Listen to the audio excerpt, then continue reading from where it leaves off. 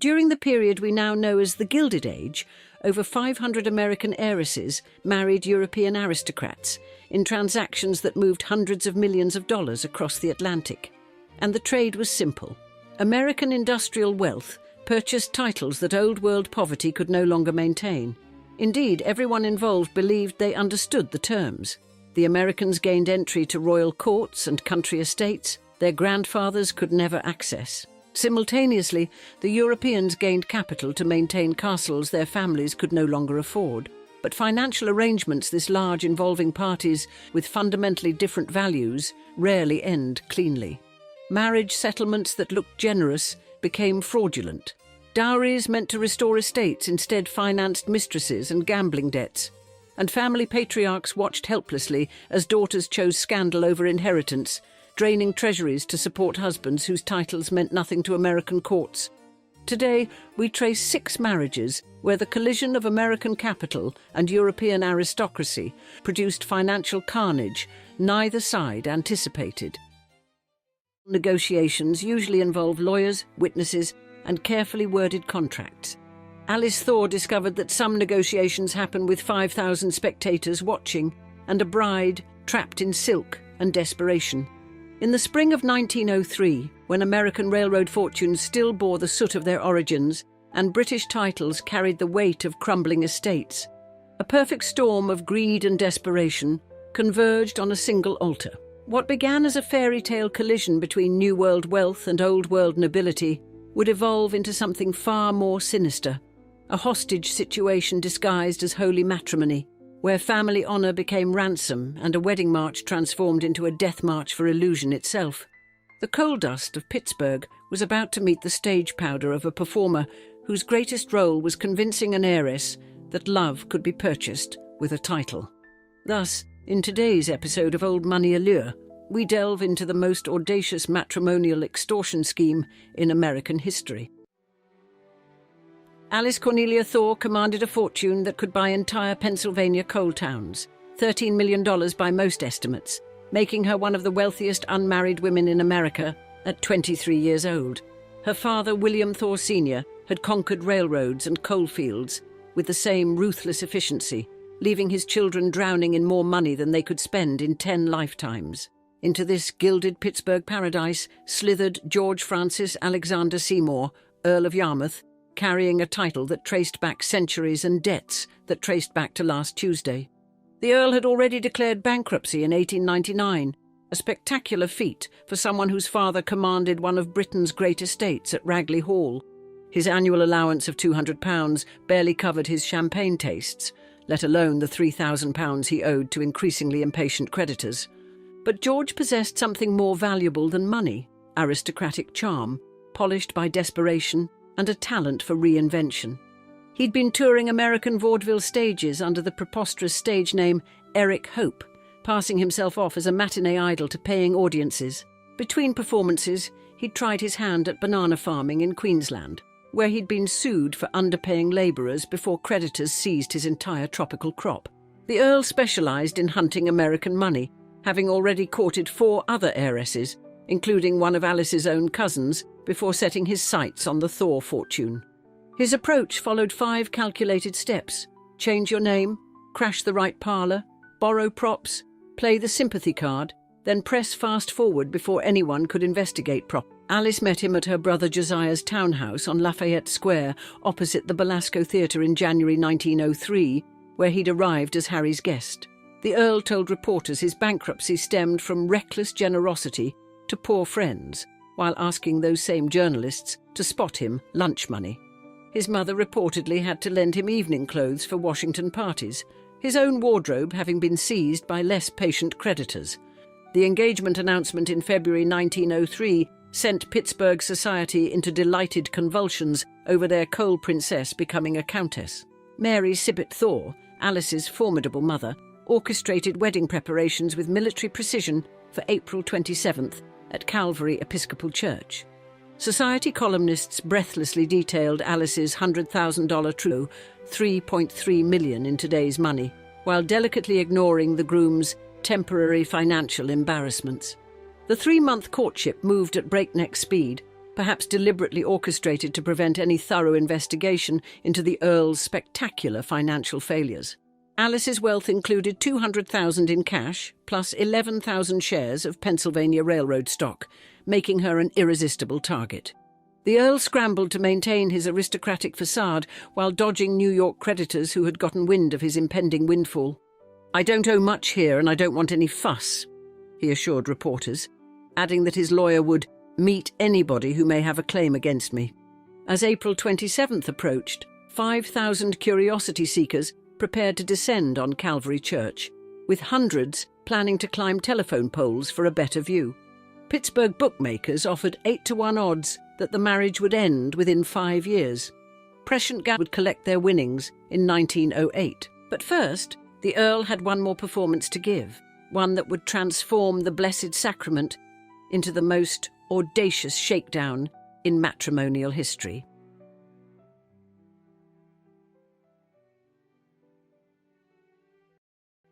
Calvary Episcopal Church overflowed with 5,000 gaping spectators on April 27, 1903, as police struggled to clear paths through the crushing mob. Inside, Pittsburgh's elite sat in their finest silks and diamonds, waiting to witness their coal heiress ascend to British nobility beneath $50,000 worth of white orchids. The orchestra had taken their positions. Alice waited in the vestry, resplendent in her Paris gown, and society matrons adjusted their lorgnettes for the perfect view. Then came the footman with a message that would transform a fairy tale wedding into an extortion plot worthy of a penny dreadful. The Earl of Yarmouth refused to enter the church unless Mary Sibbett Thor immediately transferred $1 million in Pittsburgh plate glass stock and copper mining certificates directly to his name. No trust arrangements, no marriage settlements, no protective clauses, just cold, hard securities worth $35.5 million in today's dollars. The ultimatum exploded in the vestry like one of Andrew Carnegie's blast furnaces, leaving Alice frozen in her wedding finery while her mother confronted aristocratic blackmail. Outside, the restless mob sensed catastrophe, climbing higher on telephone poles and pressing closer to church doors as minutes ticked by without a processional. The bridegroom sat supremely confident in his carriage, calculating that the Thors would capitulate rather than face the social apocalypse of a cancelled wedding. Harry Thor, serving as best man, later claimed that had he known of the extortion, we would have kicked the Earl downstairs rather than let him near the altar. But Harry stood ignorant inside while lawyers huddled with Mrs. Thor, who finally, furiously, signed papers transferring what financial historians calculate as the largest same-day wealth movement by any private American woman before 1914. Only then did George Francis Alexander Seymour, Earl of Yarmouth, deign to enter the church and claim his purchased bride. The rector would record it as the most disorderly congregation seen to date in parish minutes, though whether he meant the mob or the barely suppressed scandal remained diplomatically unclear. Alice spoke her vows in a voice observers described as faint, the first sign that her $1 million marriage might not be worth its price. The ceremony concluded with police escorts clearing paths through the crowd as the newlyweds fled to their carriage amid a storm of rice and speculation. "I don't expect any trouble with creditors, as my lawyer is here," the Earl breezily told reporters before boarding the Saint Paul for England. He'd transformed the holy sacrament of marriage into a hostage negotiation, holding the Thor family reputation at gunpoint for a king's ransom. Society columnists struggled to describe the wedding without acknowledging the $1 million elephant in the room, focusing instead on bridesmaids' gowns and floral arrangements. But whispers spread faster than telegraph wires about the groom who demanded payment at the church door like some medieval robber baron. The new Countess of Yarmouth sailed toward England carrying more than her trousseau. She bore the distinction of being the most expensive bride in American history. But as their ship crossed the Atlantic, Alice remained blissfully unaware that her husband's previous theatrical career, the one he'd so carefully concealed during their whirlwind courtship, involved performances that would shock even the worldly matrons of Pittsburgh society and explain why their marriage would remain as empty as his bankrupt estate.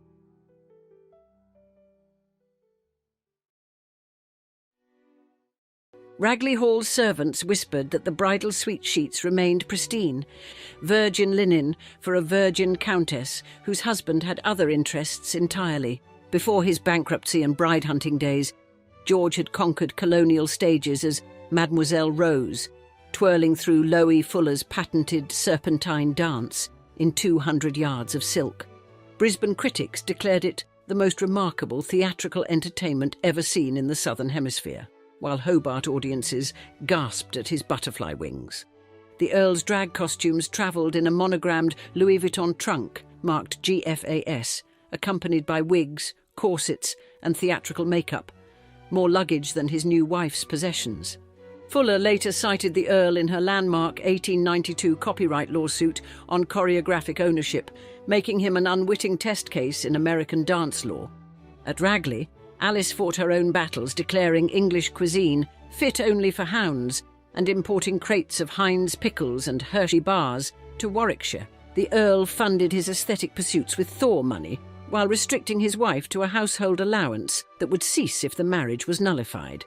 He'd grown furious discovering the fortune remained largely in American trusts, accessible only through carefully controlled monthly payments rather than the wholesale plunder he'd envisioned.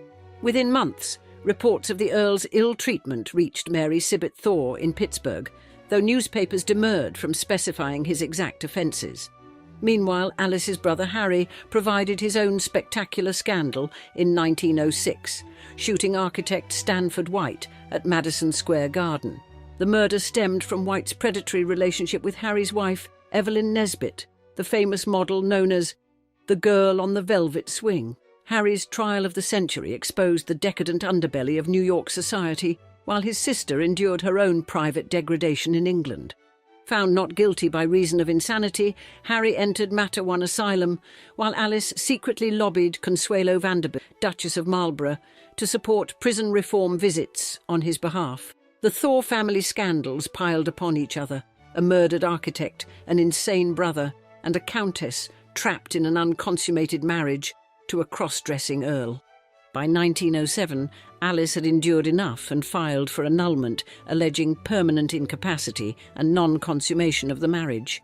The petition required 2 court-appointed doctors to examine both parties, a medical investigation promising to reveal exactly why those sheets stayed pristine. British society reeled at the prospect of such intimate details becoming public record in what promised to be the most sensational annulment trial in memory. The Earl countersued, demanding £5,000 annually from Alice's trust. A claim so audacious, the judge reportedly laughed it out of court. He'd extorted £1 million at the altar, treated her fortune as his personal aesthetic fund, and now demanded payment for the privilege of leaving her untouched. August 1908 would bring the trial that stripped away the last pretences of their Gilded Age fairy tale. 2 doctors would testify, financial records would be exposed, and the true nature of the Earl's permanent incapacity would shock even jaded society observers. The girl from Pittsburgh who'd wanted a title would finally learn the full price of her aristocratic ambitions and discover whether American millions could buy her freedom from British nobility.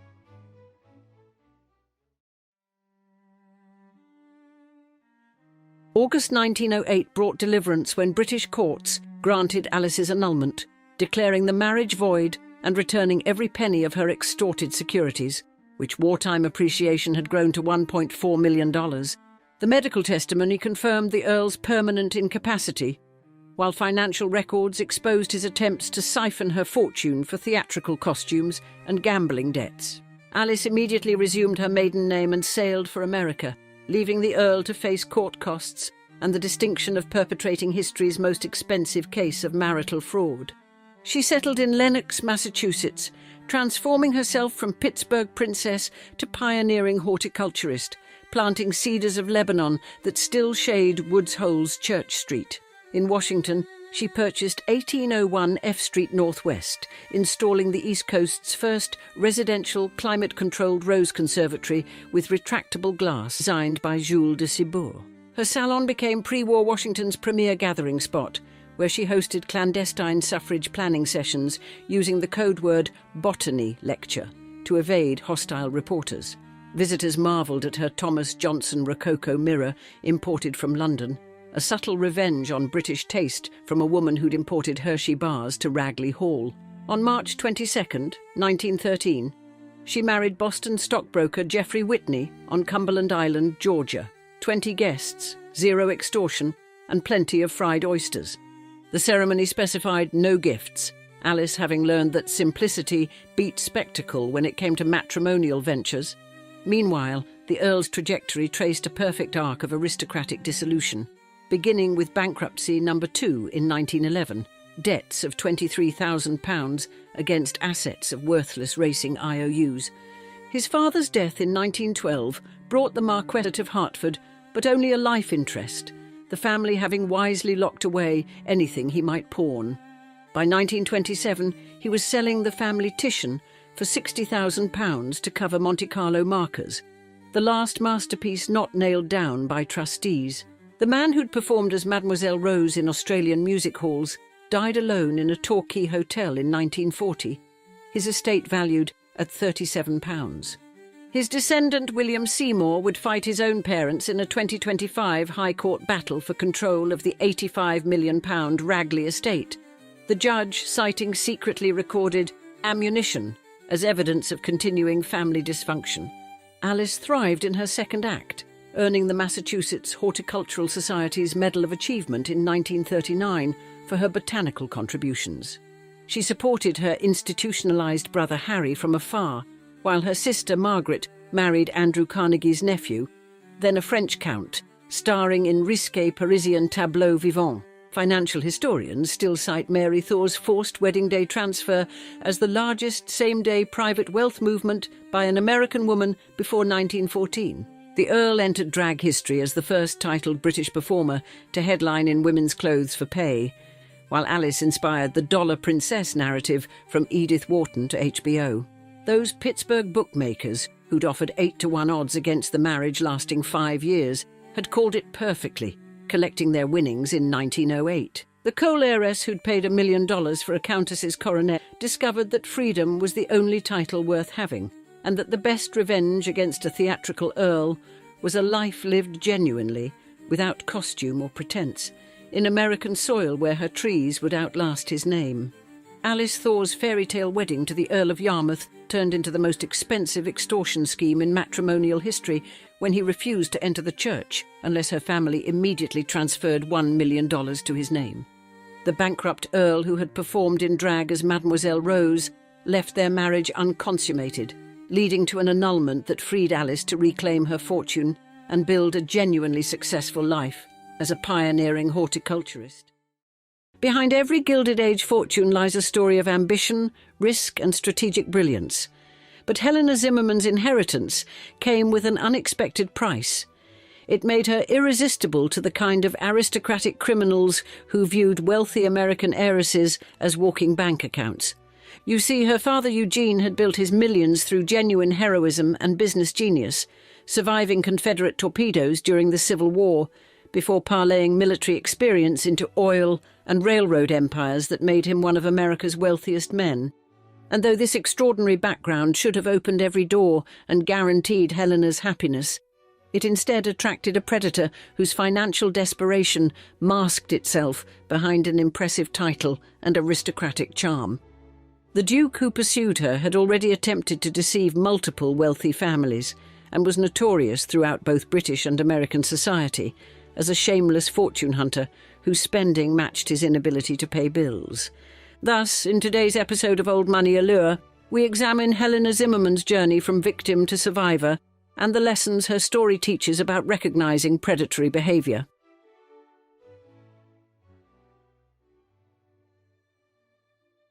Imagine having a father so wealthy he could buy entire railroad systems, so heroic he survived being blown into a river by Confederate torpedoes, and so business-savvy he sold oil to John D. Rockefeller at exactly the right moment, and then using all that privilege to marry a man who couldn't afford to pay for fake jewelry. Helena Zimmerman was born on September 25, 1878, into American industrial royalty that made the robber barons look like small-time operators. Yet she would spend 32 years married to a criminal who systematically destroyed every dollar her father had earned. Her father, Eugene Zimmerman, had built one of the most spectacular fortunes of the Gilded Age through a combination of military heroism, perfect timing, and the kind of business instincts that turn Civil War naval officers into oil and railroad magnates. Eugene's path to wealth had begun with distinguished military service that reads like an adventure novel. Initially refused by the Union Navy for being too young, he persisted until he was accepted as a master's mate in the Mississippi River Squadron. His ship was struck by a torpedo during combat, killing several seamen and throwing young Eugene into the Yazoo River, where he survived what should have been certain death. He went on to participate in crucial battles including the Battle of St. Charles and Duval's Bluffs, earning promotion to ensign for his courage under fire. During the Vicksburg campaign, fought in his hometown, Eugene commanded a mortar boat and made a successful run against the Confederate blockade, demonstrating the bold risk-taking that would later serve him in business. He left naval service as a 20-year-old lieutenant with invaluable experience in leadership, strategic thinking, and crisis management that would prove essential in his civilian career. After the war, Eugene demonstrated the same strategic vision that had served him in combat by investing wisely in oil properties during the early days of the petroleum industry. His timing was absolutely impeccable. He sold his extensive oil holdings to John D. Rockefeller's Standard Oil Company in 1874, receiving not just cash, but valuable shares and a seat on the board. This transaction positioned Eugene at the center of what would become one of the world's most powerful corporations, providing him with the capital to diversify into railroads. He systematically built a railroad empire, becoming president of the Cincinnati, Hamilton and Dayton Railroad, and eventually controlling numerous other lines throughout the Midwest and South. By 1900, Eugene was worth an estimated $10 million, equivalent to approximately $280 million today, making him one of America's wealthiest men.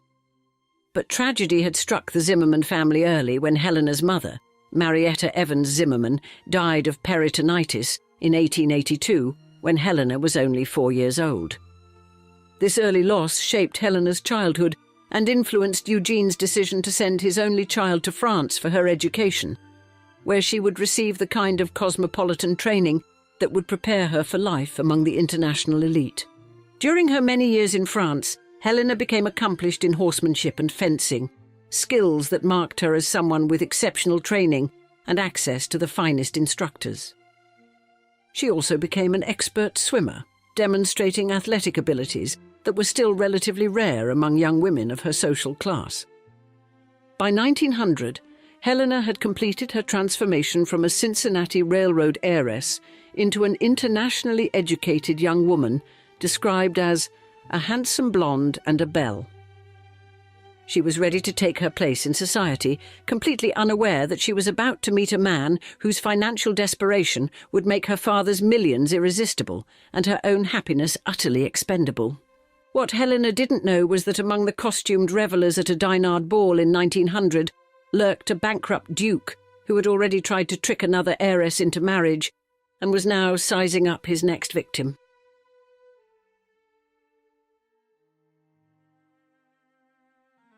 The 23-year-old man who would destroy Helena's life was William Angus Drogo Montagu, the 9th Duke of Manchester. A title that sounded impressive, but concealed a family tradition of spectacular financial mismanagement spanning multiple generations. The Duke was already notorious in both British and American society as one of his generation's most shameless fortune hunters, having inherited his title at age 15 and spent 8 years perfecting the art of aristocratic bankruptcy.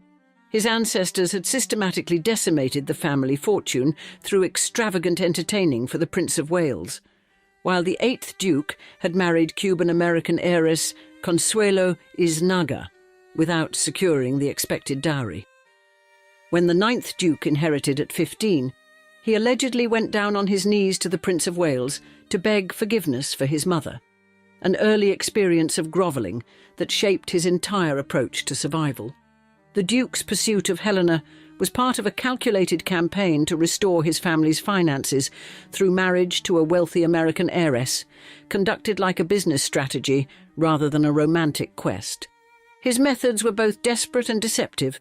In 1897, he had unilaterally announced his engagement to the wealthy May Gaulet, much to her surprise and dismay. May Gaulet's father, Ogden, was so outraged by the Duke's presumption that he declared he would rather see my daughter dead than Duchess of Manchester, a reaction that should have served as a warning to other wealthy fathers. The Duke's reputation had become so notorious that newspapers would later publish photographs of him, surrounded by portraits of the 22 women he was supposed to have been engaged to. Eugene Zimmerman's opposition to the match demonstrated the same business acumen that had made him successful in oil and railroads. He recognized that the Duke was nearly bankrupt and must have seemed aimless as he drifted from acting to reporting to chasing heiresses. Eugene insisted that the couple wait, and Helena returned home to Cincinnati, a strategic move designed to break up the relationship and give his daughter time to see the Duke's true character. However, Helena returned to England in November 1900 with a chaperone but without her father, and the chaperone was easily won over by the Duke's charm and desperation. On November 14, 1900, the couple were married privately at Marylebone Church in London, in a ceremony so secret that neither Helena's father nor the Duke's mother was present. The secrecy was indicative of the marriage's questionable nature. The Duke's mother didn't believe the reports until she verified them through the church's marriage register, while both families found out through newspaper reports. Almost immediately after their marriage, the Duke's financial recklessness became spectacularly apparent in the most humiliating way possible. In December 1900, just weeks after their wedding, he purchased 3 imitation pearl necklaces from Frederick & Company jewelers on Broadway in New York for $695 as a wedding gift for his new bride. However, true to his character, he failed to pay for them, creating a scandal that would symbolize their entire marriage. Less than a year later, in 1901, Frederick & Co. sued the Duke for non-payment, with the Evening Express reporting the lawsuit under the headline, "Imitation Jewellery, the Duke of Manchester Sued." This was particularly humiliating because the Duke could afford neither genuine pearls nor apparently fake ones. A perfect metaphor for a marriage built on deception. The fake pearls became symbolic of everything wrong with their union. They appeared valuable, but were worthless imitations, just like the Duke himself, who presented himself as a worthy husband, but was actually a bankrupt fortune hunter. Helena was photographed wearing pearls on several occasions, but it remained unclear whether these were the notorious Frederick necklaces or other pieces, adding mystery to the mounting evidence of her husband's duplicity. Within months of their wedding, Helena would discover that a man who couldn't pay for fake jewellery had far grander and more destructive financial ambitions in mind.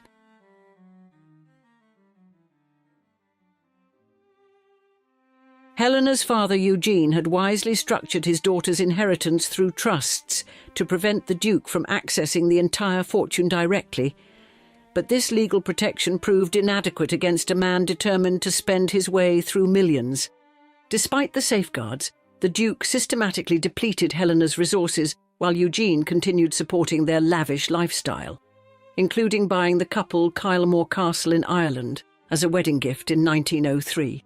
The Duke's entertaining at Kylemore was legendary and ruinously expensive. One famous weekend in 1903 saw the Duke and Duchess of Connaught and their entourage bag over 1,000 pheasants in a display of aristocratic excess that would have impressed Versailles. By 1908, just 5 years after receiving it as a gift, the Duke was forced to sell his Irish estates because his spending had become completely unsustainable. Kylemore Castle was mortgaged during World War I to pay debts and eventually sold in the 1920s, while the family's ancestral seat, Kimbolton Castle, also faced financial pressure from the Duke's uncontrolled spending. In 1915, the Duke was declared bankrupt, a public humiliation that exposed the full extent of his financial irresponsibility and criminal mismanagement of Helena's wealth. His spending and debts were so excessive that he spent much of his life abroad, evading creditors and attempting to extract money from wealthy acquaintances through increasingly desperate schemes. Throughout these 3 decades, Helena endured serial infidelity and public humiliation as the Duke's notorious womanizing was conducted openly and documented in society columns. The marriage that had begun with deception, fake pearl necklaces unpaid for by her new husband, continued in the same vein with constant lies and betrayals that destroyed her emotional well-being. Helena's wealth, which should have provided security and independence, instead became a trap that funded her husband's destructive lifestyle, while leaving her psychologically and financially devastated.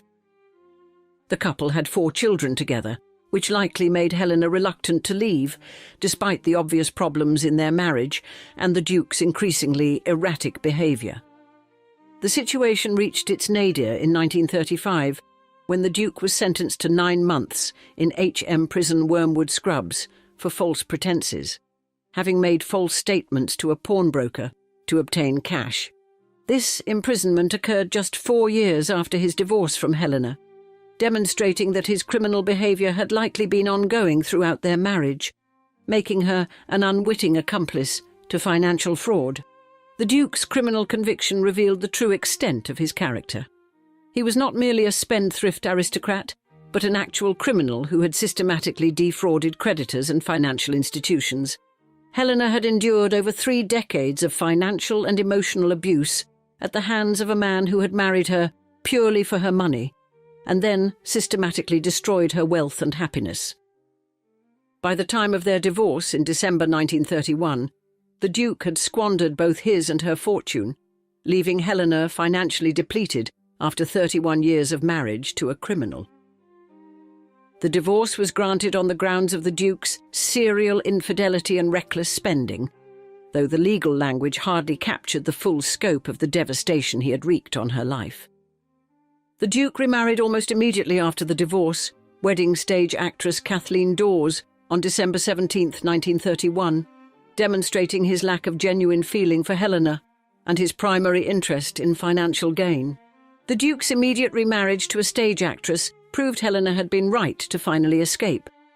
But at 53, she was about to shock society by proving that second chances could lead to genuine happiness.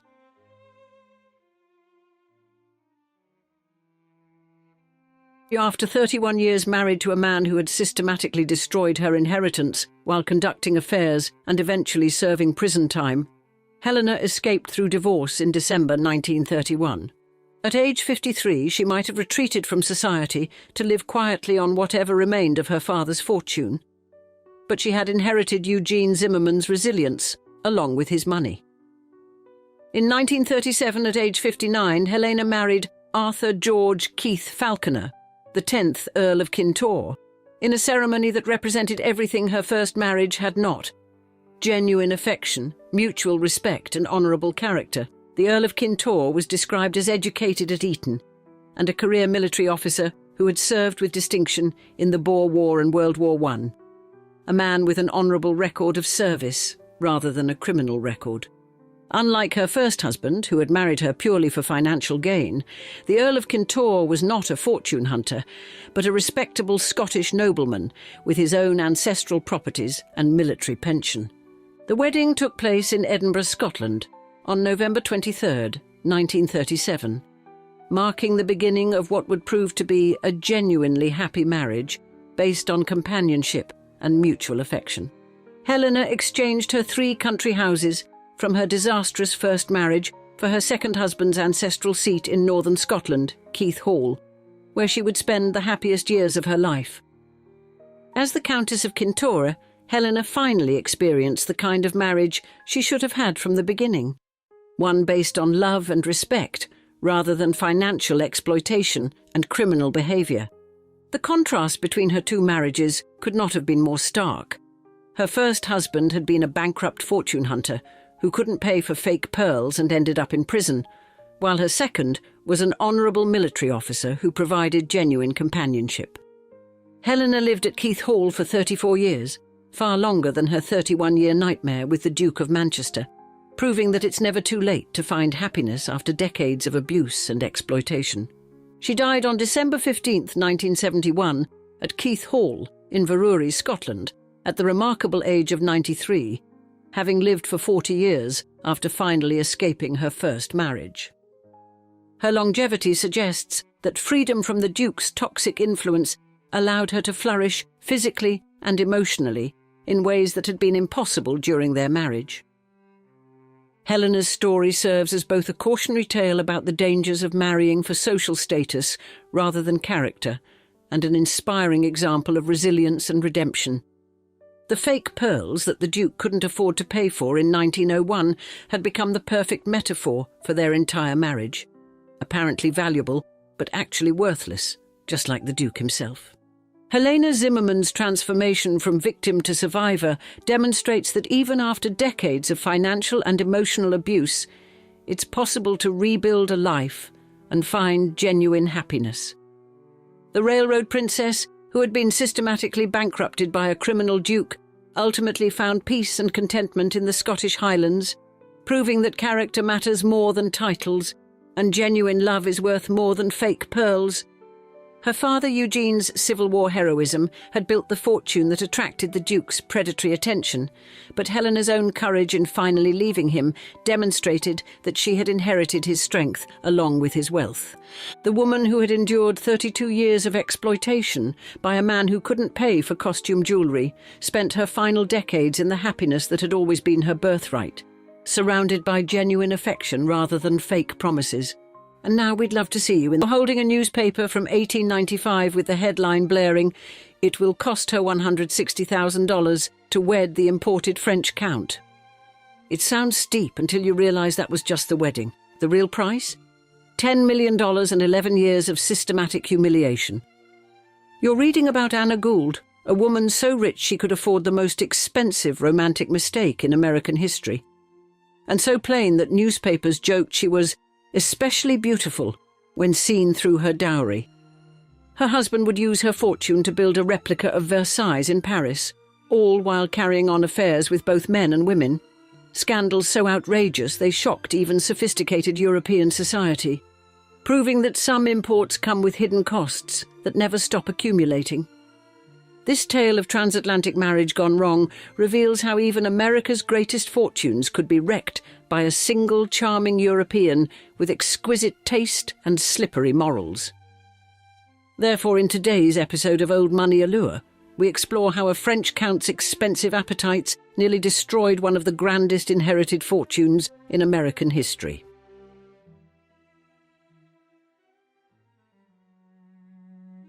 Anna Gould was living proof that in the Gilded Age, being spectacularly ugly didn't matter if you were spectacularly rich, and she was both in equal measure. Born on June 5, 1875, Anna was the daughter of Jay Gould, one of America's most notorious robber barons, who was widely considered the most hated man in late 19th century America. Jay Gould had built his $70 million fortune through methods that would make modern corporate villains blush, bribing legislators, manipulating railroad stocks, attempting to corner the gold market, and triggering financial panics that ruined countless investors.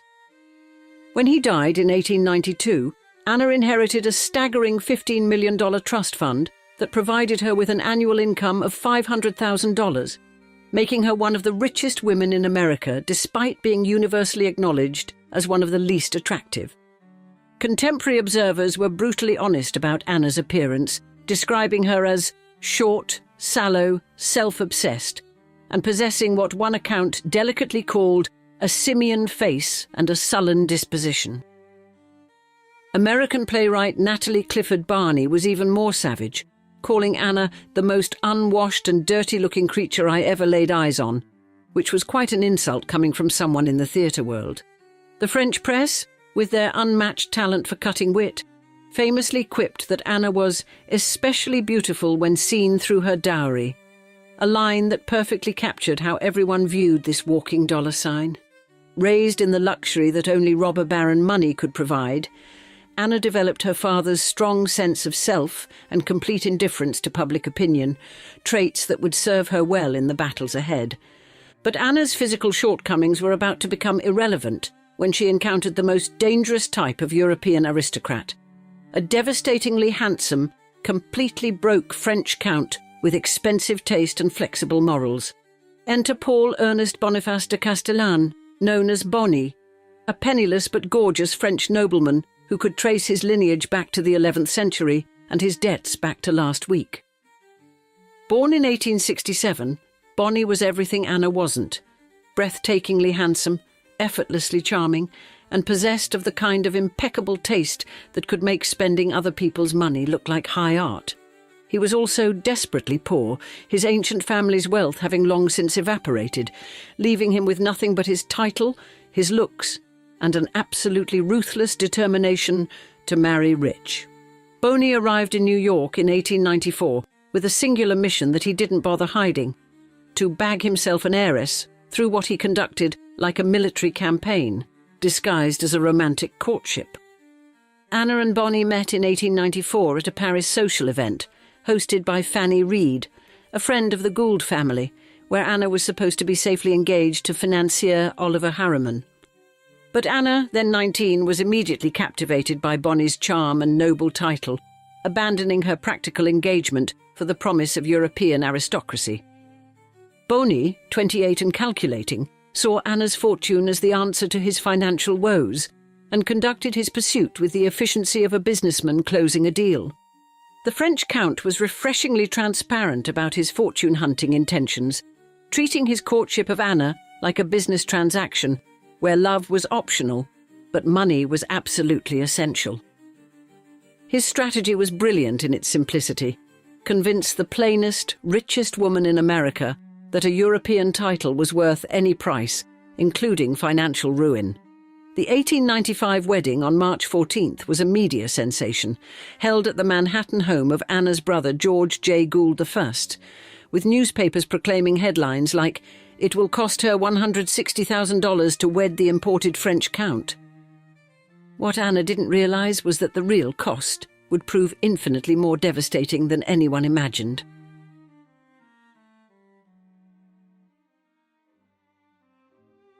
The moment Bonnie gained access to Anna's $15 million fortune, he embarked on what would become one of history's most spectacular exercises in financial destruction disguised as architectural genius.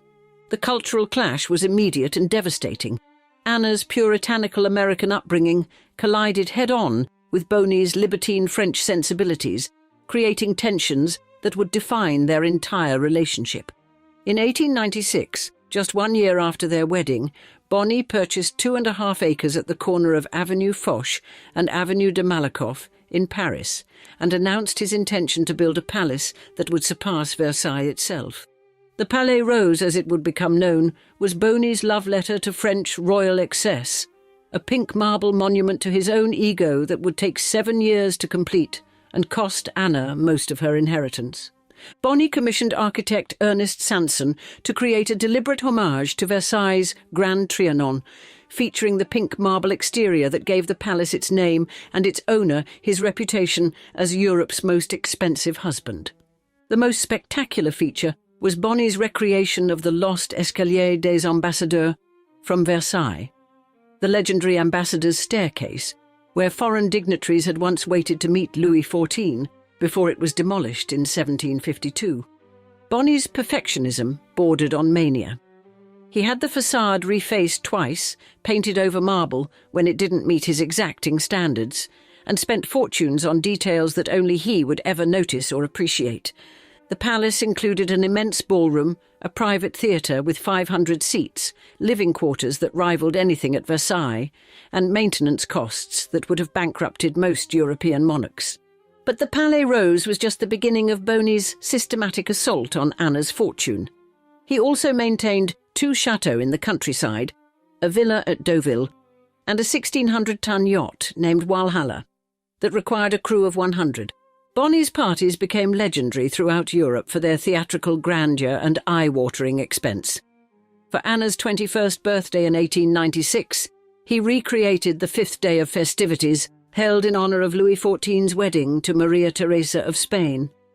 On another occasion, he hired the entire Bois de Boulogne, Paris's equivalent of Central Park, but twice the size, for a single party, because apparently regular venues were for people who couldn't afford to rent public parks.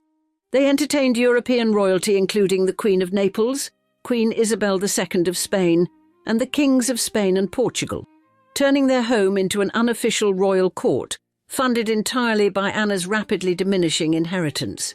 Boney became known as the best-dressed man in Europe and a leading tastemaker of the Belle Époque, achievements that came with price tags Anna was only beginning to understand. Despite having access to $500,000 annually from Anna's trust fund, more than most people saw in a lifetime, Bonny constantly complained about being hard up and pressured his lawyers to access more of the principal. By 1900, Anna's financial situation had become so dire that her brother George took legal guardianship, reducing Bonny to a $300,000 annual allowance that sent him into aristocratic rage. Psychiatrists actually studied Bonny's behaviour and coined the term co-anesthesis to describe his flamboyant excess and complete disconnection from financial reality. His spending pattern revealed a man who treated his wife's fortune as an inexhaustible resource for his aesthetic and social ambitions rather than actual money that could run out. But Bonny's expensive tastes weren't limited to architecture and entertainment. His personal life was equally extravagant and infinitely more scandalous.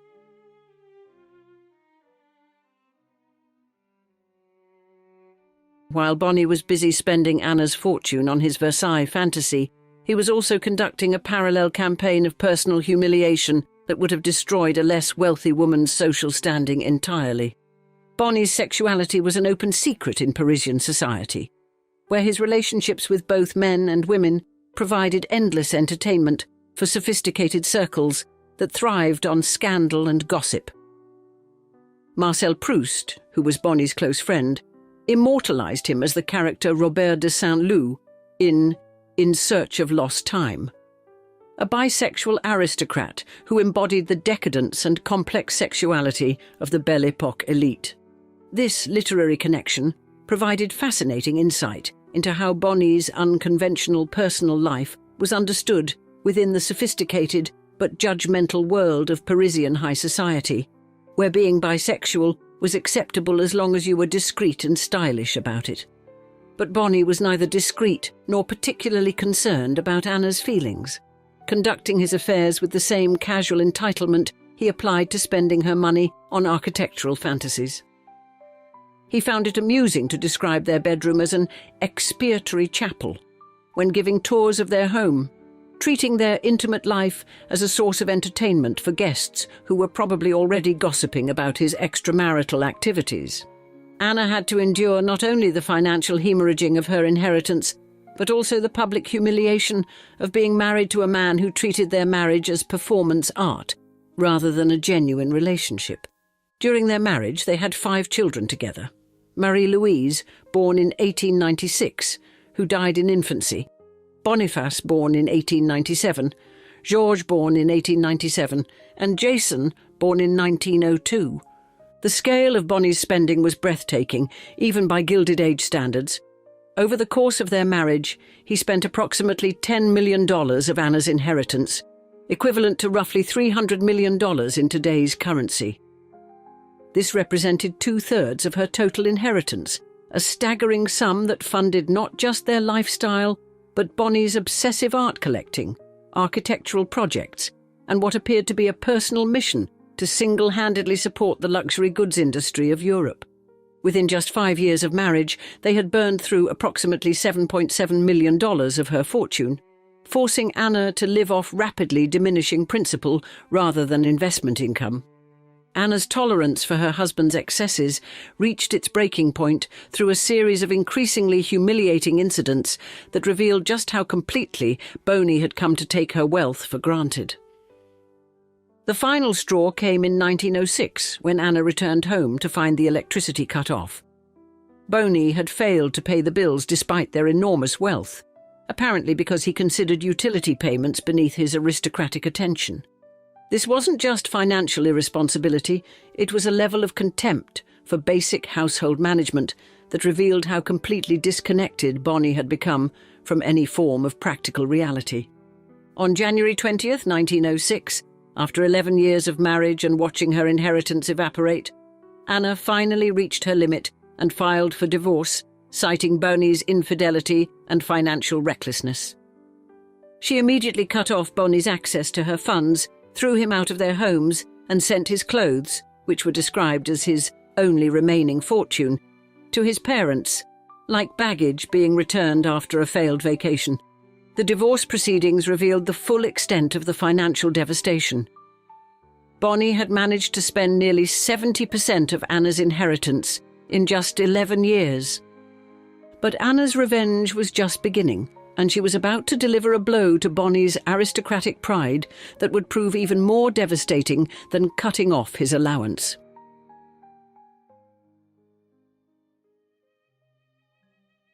Anna Gould's revenge against her fortune-hunting ex-husband was so diabolically perfect it could have been scripted by a vengeful novelist with an exquisite talent for poetic justice.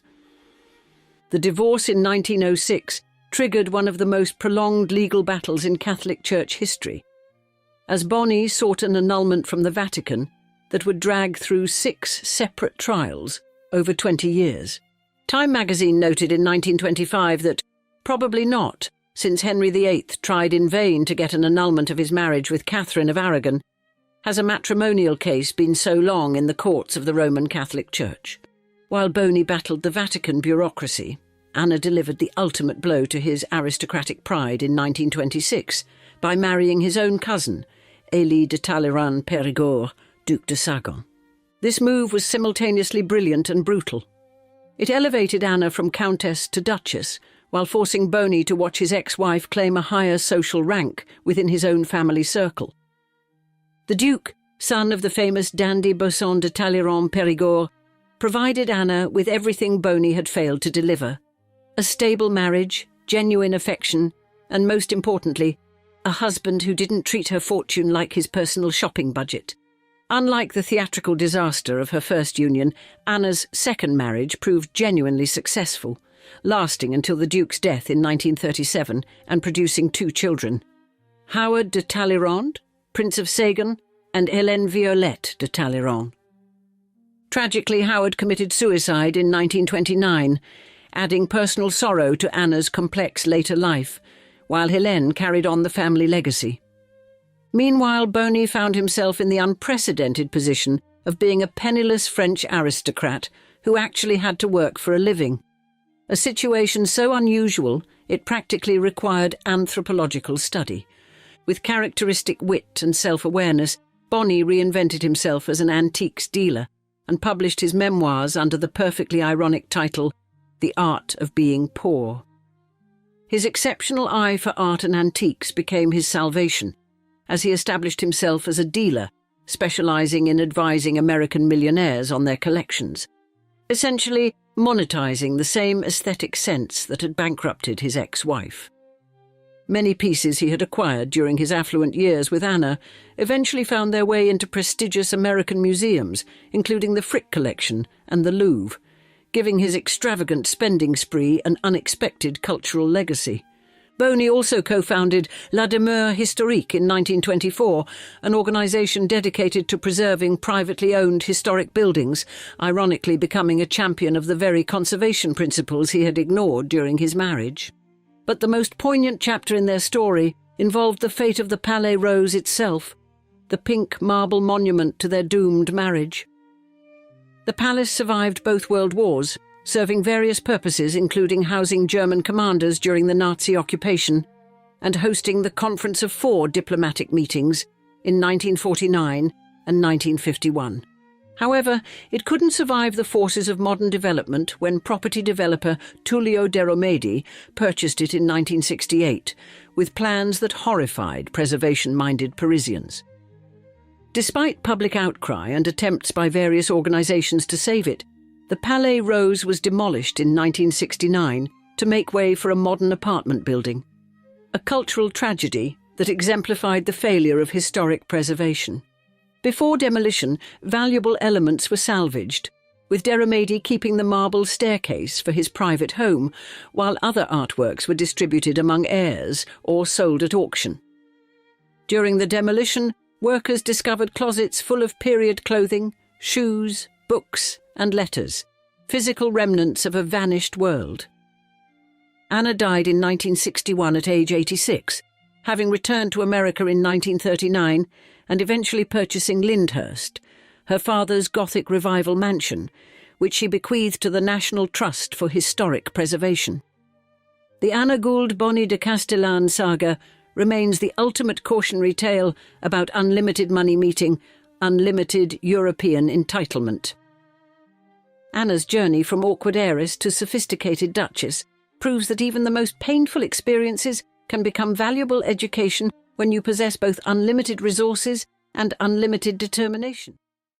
Your worst dating disaster probably involved someone who turned out to be emotionally unavailable, financially irresponsible, or completely obsessed with their career at your expense. But during the Gilded Age, one American heiress named Mary Leiter made a relationship decision so catastrophically bad, it literally killed her before she turned 40. She essentially spent millions of dollars to buy herself a husband whose political ambitions would systematically destroy her health, happiness and will to live over the course of 11 brutal years.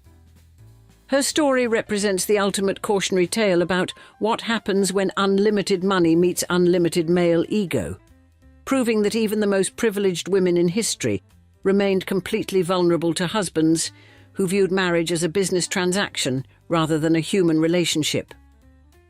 Therefore, in today's episode of Old Money Allure, we explore how Lord Curzon systematically destroyed the American heiress who made his career possible.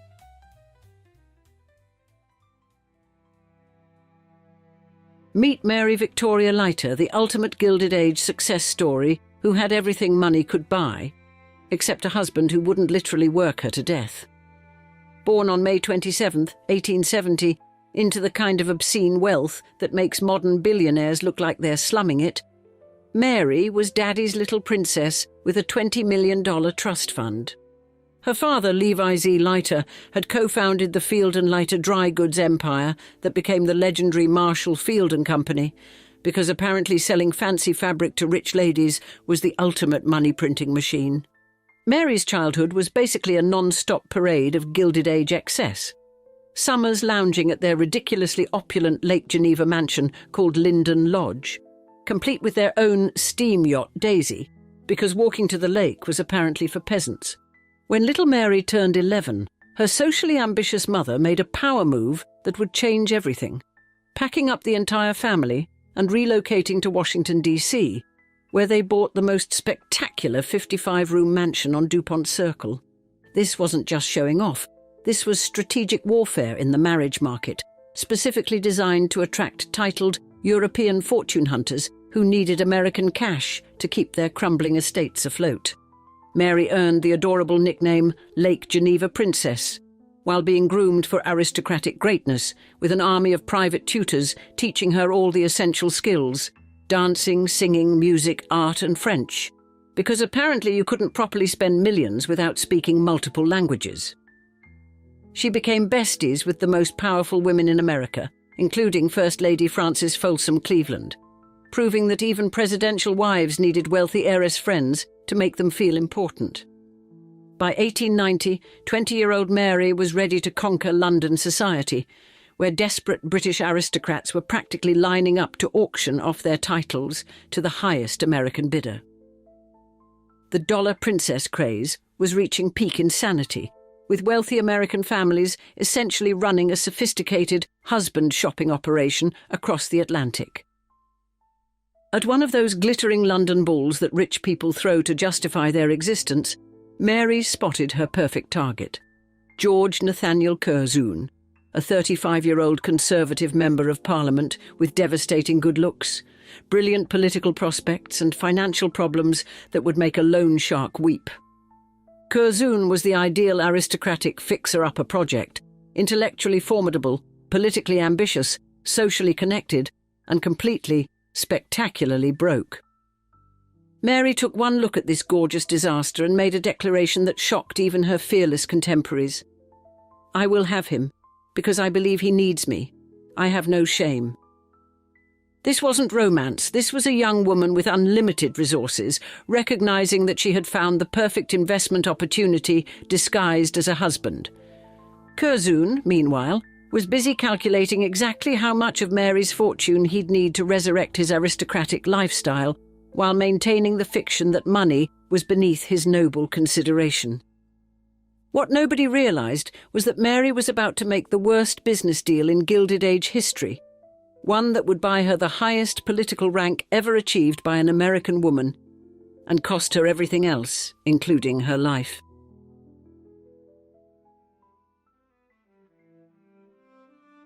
The most expensive marriage contract in American history began with a 2-year secret engagement that should have come with giant red warning flags about Curzon's priorities. George insisted on finishing his precious political business before bothering with little details like actually talking to his fiancée, establishing the charming pattern of treating Mary like an inconvenient appointment in his schedule. After barely any contact during their engagement, because why waste time on romance when there were debts to calculate, they finally tied the knot on April 22, 1895, at St. John's Episcopal Church in Washington, D.C. The ceremony was surprisingly simple, probably because the Leiter family was saving their energy for the real celebration. Writing the check that would bail out their new son-in-law's spectacular financial disasters. The Leiters immediately demonstrated their commitment to their investment by providing a jaw-dropping $200,000 dowry and paying off every single one of Curzon's crushing debts. As one brutally honest contemporary observer noted, initially Curzon had married Mary for her money in order to save his estate, but he soon fell deeply in love with her, which was Victorian speak for he learned to tolerate her after she saved him from bankruptcy. This perfectly captured the transactional reality of their union, even as everyone pretended it was a grand love story. Mary's social rocket ship reached absolutely stratospheric heights in 1898, when Curzon landed the ultimate political prize, appointment as Viceroy of India, at the ridiculously young age of 39. This promotion transformed Mary into the Vicereine of India, making her the most powerful American woman in the entire British Empire, literally second only to Queen Victoria herself in the imperial pecking order. The position placed Mary in charge of governing over 400 million people across the Indian subcontinent, which was slightly more responsibility than most 28-year-olds could handle. As vicereine, Mary had to preside over state functions so elaborate they made Versailles look like a backyard barbecue, while managing households larger than small cities and fulfilling social obligations that would have broken professional diplomats. She became absolutely legendary for her jaw-dropping appearance at the 1903 Delhi Durbar, where she wore the iconic peacock dress that became the most famous outfit in imperial history. Indian poet Ram Sharma lost his mind describing her as a rose of roses bright, a vision of embodied light, which was either genuine admiration or the most elaborate brown-nosing in literary history. Mary threw herself into the role with devastating effectiveness, becoming Curzon's secret weapon during what would become an increasingly catastrophic political tenure. She founded Lady Curzon hospitals for women's health care, supported female doctors, and her conservation advocacy helped establish what became Kaziranga National Park, because apparently saving rhinos was easier than saving her marriage. The couple produced 3 daughters during these imperial years: Mary Irene in 1896, Cynthia Blanche in 1898, and Alexandra Naldera in 1904. Political insiders credited much of Curzon's early success to Mary's grace, charm, and supernatural ability to make his increasingly unpopular policies seem almost reasonable. But the same imperial grandeur that made Mary historically significant was already systematically destroying her health, happiness, and will to live. The brutal irony was becoming clear. Mary had bought herself an empire, but the price was going to be everything that made life worth living.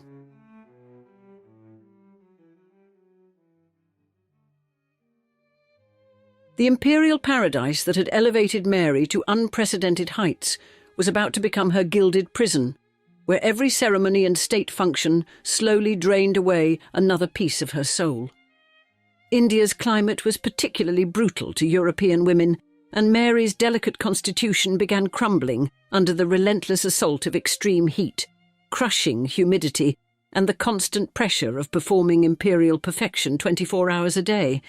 But the physical torture was nothing compared to the social isolation that was slowly driving her insane, as colonial protocol turned every human interaction into a carefully choreographed performance piece. Back in London, Mary had already discovered that British society despised her for being an American upstart, while her American friends thought she was an insufferable snob for playing aristocrat. In India, the isolation became absolutely suffocating, with rigid imperial hierarchy preventing any genuine friendships, while the crushing responsibilities of ruling hundreds of millions demanded constant public appearances. The physical demands were literally killing her, as she endured multiple pregnancies while maintaining an exhausting schedule of ceremonial duties that would have challenged professional athletes. The breaking point came in the summer of 1904 when Mary suffered a near-fatal illness that was almost certainly linked to a miscarriage and subsequent infection that permanently wrecked her health. Here's where Curzon revealed his true character. Instead of staying with his dying wife, he made the spectacularly heartless decision to abandon Mary during her recovery so he could rush back to India and play politics. This abandonment during her most vulnerable moment proved that Curzon literally valued his career more than Mary's life, establishing a pattern of neglect that would prove fatal. When Mary dragged herself back to India despite being half dead, the decision was essentially suicide by imperial duty, accelerating her physical collapse beyond any hope of recovery. Everyone could see that Mary was transforming from the vibrant Lake Geneva princess into a walking ghost, losing weight dramatically and suffering from constant headaches that no amount of money could cure. Curzon's increasingly monstrous personality was making everything worse, as his political struggles intensified, and his governing style became so autocratic that even other British officials started questioning his sanity. His decision to partition Bengal in 1905 sparked massive riots and basically invented modern Indian nationalism, creating political chaos that Mary had to help manage while pretending everything was perfectly under control. Curzon's insistence on accepting a second term as viceroy, despite Mary's obvious health crisis, proved that he was either completely oblivious to human suffering or simply didn't care about anyone except himself. The final political disaster came when Curzon picked a fight with Lord Kitchener, the commander-in-chief of the Indian Army, over bureaucratic reforms that literally nobody except Curzon thought were important. This ego battle escalated into a full-scale governmental crisis that ended with Curzon being forced to resign in humiliating disgrace during the summer of 1905. Unlike normal viceroys who retired with honours and pensions, Curzon was essentially fired for being impossible to work with, making Mary's sacrifice seem even more pointless and tragic. By the time they slunk back to England in August 1905, Mary was visibly dying, and 7 years of imperial service had destroyed her so completely that recovery was impossible. The woman who had once dazzled Indian society with her grace and beauty was now a hollow shell, systematically destroyed by the very position that had made her historically significant. Curzon had gotten exactly what he wanted from their marriage: money, status, and political power, and Mary was about to pay the ultimate price for enabling his ambitions.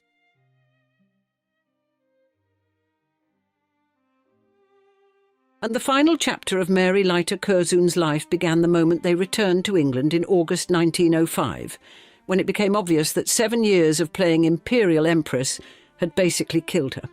Mary's body was so thoroughly wrecked by tropical diseases, reproductive trauma, emotional neglect, and the sheer exhaustion of ruling an empire that even the best doctors in Europe couldn't put her back together again. The family desperately planned a 3-month vacation in the south of France, clinging to the pathetic hope that a change of scenery might magically restore the woman who had been systematically destroyed by her husband's ambitions. But Mary was already past the point of no return, her constitution so compromised by what medical records delicately described as a prolonged near-fatal infection following miscarriage, and subsequent surgical disasters, that her body was essentially running on empty. The combination of managing Curzon's political meltdowns, surviving multiple pregnancies in India's hellish climate and enduring years of social isolation, had created the perfect storm of health destruction that no amount of wealth could fix. Mary's transformation from the effervescent Lake Geneva princess into a depressed, chronically ill shadow of herself was so dramatic that even her own family barely recognized her. The emotional toll was perhaps even worse than the physical damage, as years of being abandoned by Curzon during every crisis had left her psychologically shattered and completely alone, despite being surrounded by servants and luxury. On July 18, 1906, just 2 years after losing her beloved father, and barely a year after escaping the Indian nightmare, Mary's overworked heart finally gave up the fight. She was only 36 years old, leaving behind 3 young daughters who would now have to navigate the world without the mother who had sacrificed everything for their father's political fantasies. Mary died in Curzon's arms at their London residence, finally achieving the peace that had been denied to her throughout their marriage, as her exhausted body simply stopped functioning. The official cause of death was heart failure, but everyone knew the real killer was 11 years of marriage to a man who treated his wife like a political accessory rather than a human being. Following Mary's death, Curzon went into theatrical mourning mode, commissioning an elaborate Gothic memorial chapel at Kedleston Hall that probably cost more than most people's entire estates. He hired famous sculptor Sir Bertram McKennell to create a marble effigy that would express as might be possible in marble the pathos of his wife's premature death, and to make the sculpture emblematic of the deepest emotion. Curzon later claimed he believed death would reunite them, which was either genuine remorse or the most elaborate guilt performance in British aristocratic history. The devastating irony of Mary's story was that her family's massive fortune, $20 million that could have bought anything in the world, proved completely worthless when it came to purchasing the one thing she desperately needed: a husband who valued her life more than his political career. Mary Leiter Curzon had achieved the impossible dream of every Gilded Age dollar princess. She had bought herself a genuine aristocratic title, imperial power beyond imagination, and a place in history. But the price turned out to be her health, her happiness, and ultimately her life, proving that even in an era when American heiresses could purchase European titles through strategic marriages, some transactions demanded payment in blood. Her premature death at 36 stands as the ultimate cautionary tale about the human cost of unchecked ambition, and the brutal reality that even the most privileged women were still completely vulnerable to the men who claimed to love them. The Chicago heiress, who had conquered the British Empire, had ultimately been conquered by a system that viewed wives as political assets rather than human beings, leaving behind only a marble tomb and 3 motherless daughters as proof that wealth without wisdom leads to tragedy. Mary Leiter Curzon proved that money could buy aristocratic titles, imperial power, and a place in history, but not happiness or longevity. Her premature death at 36 serves as the ultimate cautionary tale about the cost of marrying for status rather than love. Despite ruling over 400 million people as Viceroy of India, she couldn't save herself from a husband who treated her like a political investment. The Astor family built their fortune by buying Manhattan real estate when it was still considered a risky investment in undeveloped swampland. Margaret Astor built her legacy by making an even riskier investment, betting her entire inheritance on the revolutionary idea that women deserved basic human dignity. While her relatives counted their millions in marble palaces, she was busy discovering that aristocratic privilege stops exactly where inconvenient moral principles begin. The same family that had conquered American high society through strategic marriages and calculated social climbing couldn't understand why she refused to stay quietly miserable for their benefit. Margaret's rebellion against dynastic expectations triggered a family civil war that would have made medieval royal courts seem civilized by comparison. Her relatives wielded their considerable influence like weapons specifically designed to destroy anyone who threatened their carefully constructed social empire.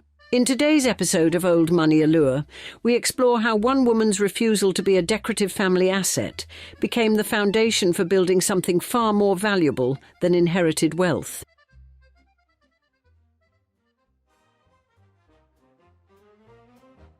In 1853, Margaret Laura Carey was born into the kind of wealth that could literally buy Manhattan, and in many cases already had. Her maternal grandparents, William Backhouse Astor Sr. and Margaret Rebecca Armstrong, had transformed John Jacob Astor's fur trading fortune into a real estate empire that dominated New York City. By the time Margaret came of age, her aunt Caroline Schermerhorn Astor ruled the exclusive 400 with absolute authority, determining who mattered in American high society and who remained forever banished from its glittering circles.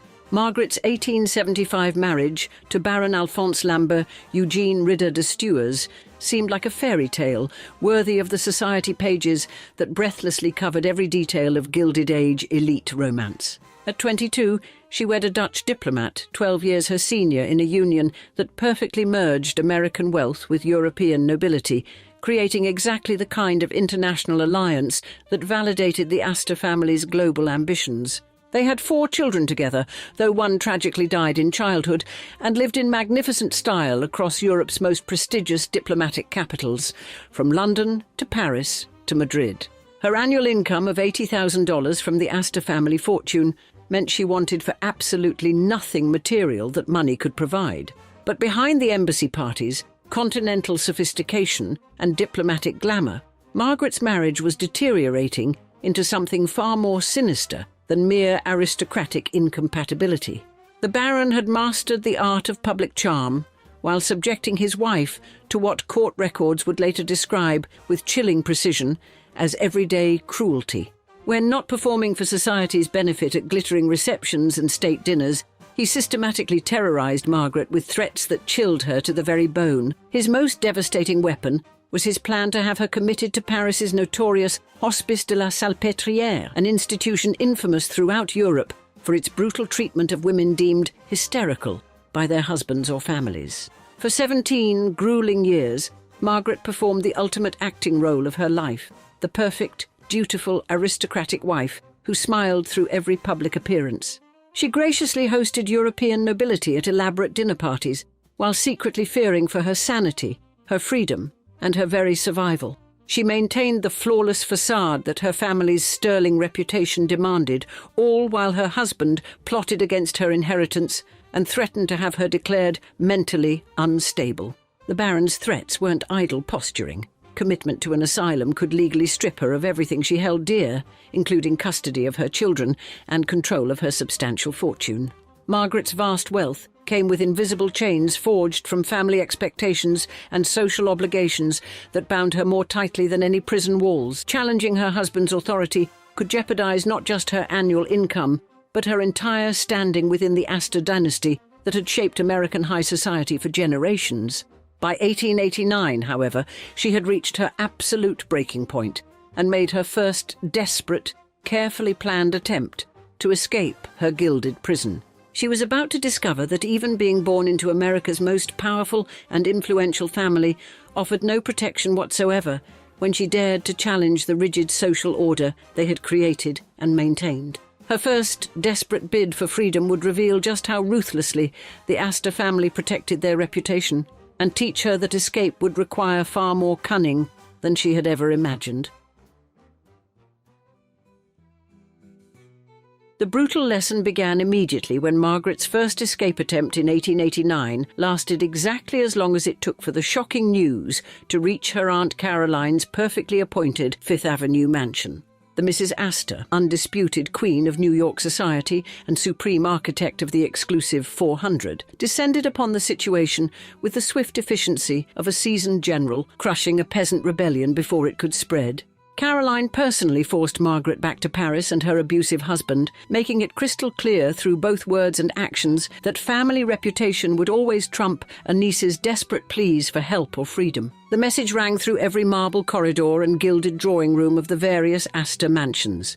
Divorce was absolutely not an option under any circumstances whatsoever, but Margaret had inherited far more than just money and social position from her illustrious lineage. She possessed the same cunning intelligence and ruthless determination that had originally built the entire Astor Empire from nothing. When her uncle John Jacob Astor innocently showed her scenic photographs of a thriving frontier city called Sioux Falls, South Dakota, he unknowingly handed her the skeleton key to the freedom she so desperately craved. What he probably didn't mention during their casual conversation was that this picturesque prairie town had earned a scandalous reputation among the desperate wives of America's elite social circles. Sioux Falls had become known in whispered conversations as a mecca for the mismated, a place where unhappy marriages could be legally dissolved with surprising ease and remarkable speed. South Dakota's revolutionary divorce laws required only 90 days of residency and accepted grounds for dissolution that would be laughed out of courts in New York, Boston,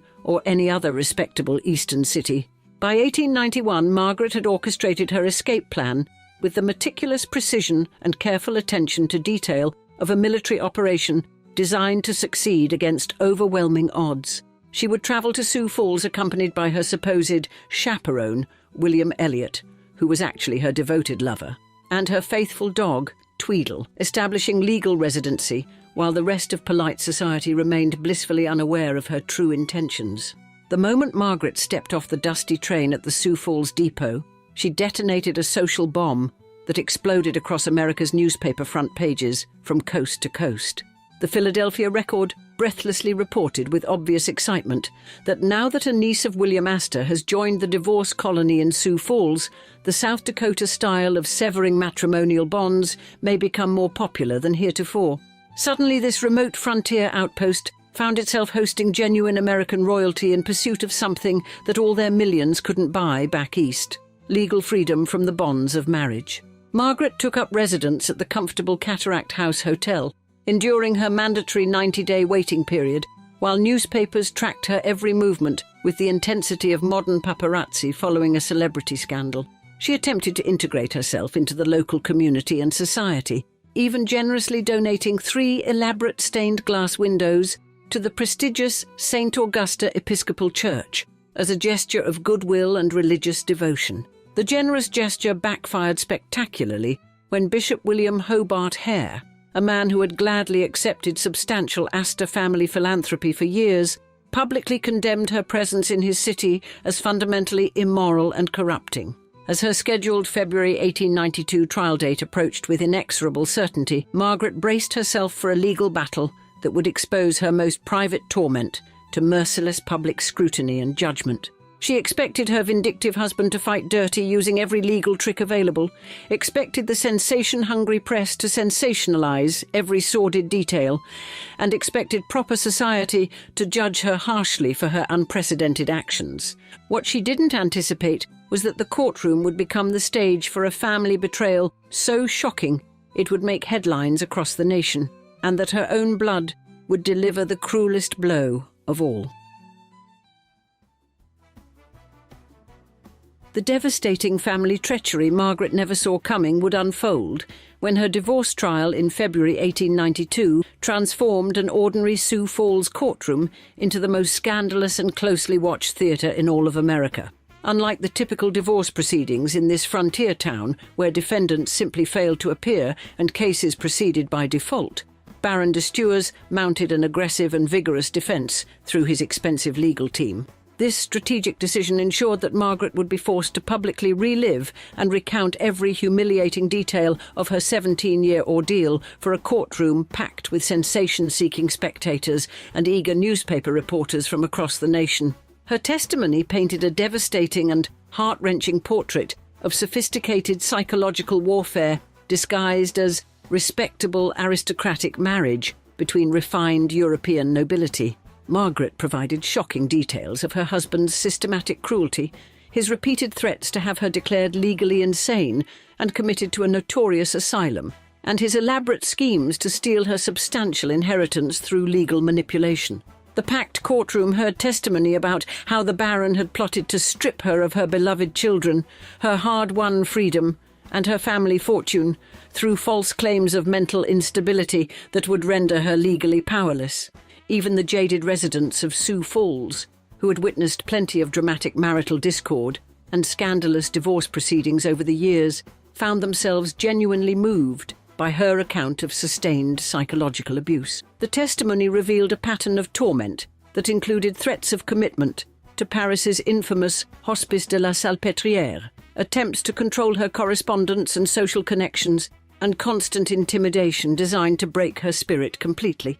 Then came the moment that would haunt Margaret for the rest of her natural life and forever change her relationship with her own family. Her own brother, Arthur Astor Carey, took the witness stand in the crowded courtroom, but he appeared for the defense, not to support his sister's desperate plea for freedom.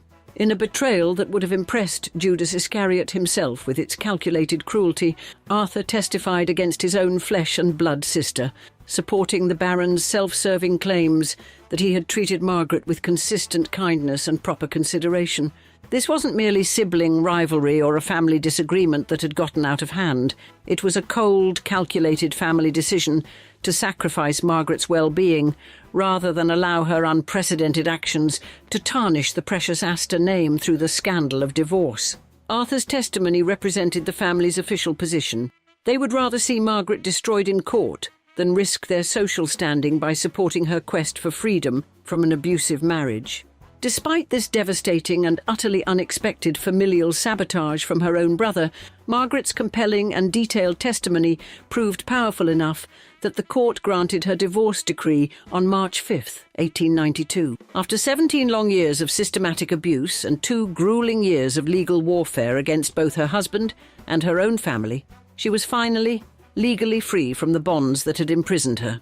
Any reasonable person might have quietly celebrated this hard-won victory, perhaps taken a long and restorative European tour, or simply enjoyed the unprecedented experience of being legally liberated from her tormentor without fanfare. Margaret, however, had never been accused of being particularly reasonable or conventional in her approach to life's challenges. On March 7, 1892, a mere 2 days after receiving her official divorce decree from the court, she married William Elliot Zborowski in what had to be the fastest divorce-to-remarriage turnaround in American legal and social history. The lightning speed of this romantic union provided her numerous critics and enemies with all the ammunition they needed to paint her as a calculating adulteress who had orchestrated the entire elaborate scheme from the very beginning. But Margaret had achieved something far more valuable than social acceptance or family approval. She had secured her freedom, retained control of her fortune, and found a husband who actually treated her with the respect and kindness she had been denied for nearly 2 decades. The burning question now was whether the powerful Astor family would be satisfied with their brutal public humiliation of her, or if they were prepared to make their complete rejection even more definitive and financially devastating.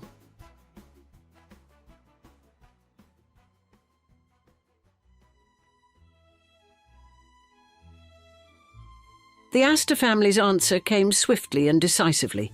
Margaret and Elliot Zborowski found themselves banished from American high society, like characters from a moral cautionary tale, facing a stark and uncompromising choice that would determine the rest of their lives together. They could either remain in New York and live as permanent social lepers, forever excluded from the circles they had once dominated, or reinvent themselves entirely across the Atlantic Ocean in more forgiving European society. They chose exile without hesitation, relocating to England, where divorce carried significantly less social stigma and where a dubious count and countess could still command considerable respect among those blissfully unfamiliar with their scandalous American past. Margaret's business acumen and financial intelligence proved every bit as sharp and sophisticated as her legendary survival instincts had been throughout her ordeal. In 1910, she made a bold power move that demonstrated her remarkable independence by purchasing the magnificent Higham Park estate at Bridge, near Canterbury in Kent, for £17,500. She then immediately commissioned the prestigious architect Joseph Sawyer to execute an extensive £50,000 renovation of the property, an amount that represented 3 times the estate's original purchase price. This wasn't merely buying another house to live in comfortably, this was deliberately building a palace that would announce her complete financial independence despite her family's brutal rejection and social ostracism. The most delicious irony of her situation became increasingly apparent as the years passed. Despite being utterly ostracized by her own family, Margaret had clearly retained control of substantial Astor wealth through her own shrewd maneuvering. Her sophisticated financial operations included commissioning a 5-story building at 206 9th Avenue in New York City in 1899, proving she maintained both valuable American real estate investments and the necessary business connections to manage them effectively from abroad. The family that had so dramatically disowned her had completely failed to cut off her access to the fortune that continued to fund her increasingly fabulous and comfortable exile. Personal tragedy struck unexpectedly in 1903 when Elliot died in a racing accident at the dangerous La Turbie hill climb in France, leaving Margaret a widow at the age of 50. But she had experienced genuine love, partnership and mutual respect in her second marriage, something that had been entirely absent from her first union with the abusive Baron. She continued maintaining Hyam Park as a magnificent showcase estate, demonstrating remarkable resilience and determination, while her former family members likely assumed she was suffering in poverty and well-deserved disgrace. When Margaret finally died peacefully at Hyam Park on July 9, 1911, she left behind the ultimate proof of her complete triumph over her family's cruel rejection. Her son, Louis Borowski, inherited a truly staggering fortune that made him the 4th richest under 21-year-old in the world, with cash of £11 million and real estate in the United States, including 7 acres of Manhattan and several blocks on Fifth Avenue, New York. Louis would go on to achieve considerable fame in his own right by creating the legendary Chitty Bang Bang racing cars that would later inspire Ian Fleming's beloved children's story and movie. His remarkable success proved definitively that talent, innovation and achievement could flourish magnificently despite scandalous family origins and social ostracism. Louis's massive inheritance represented Margaret's absolutely perfect revenge against the family that had so cruelly expelled her to protect their precious reputation. She had not only survived their brutal rejection and systematic attempts to destroy her, but had actually accumulated personal wealth that completely dwarfed what they had tried so desperately to deny her. The final tally of her extraordinary life was nothing short of exquisite. The mighty Astor family had sacrificed Margaret to protect their carefully cultivated social reputation, but her story became infinitely more compelling and inspiring than their stuffy, conventional social conformity. She had successfully transformed herself from a dutiful society ornament into a pioneering woman who chose authentic love over hollow prestige, personal freedom over family approval, and hard-won financial independence over inherited dependency. Most satisfying of all, she had proven beyond any doubt that being kicked out of your inheritance could actually lead to building an even greater fortune, one earned through courage, intelligence, and determination rather than mere accident of birth. Margaret Astor's transformation from society ornament to financial powerhouse proves that sometimes being rejected by your family is the best thing that can ever happen to you.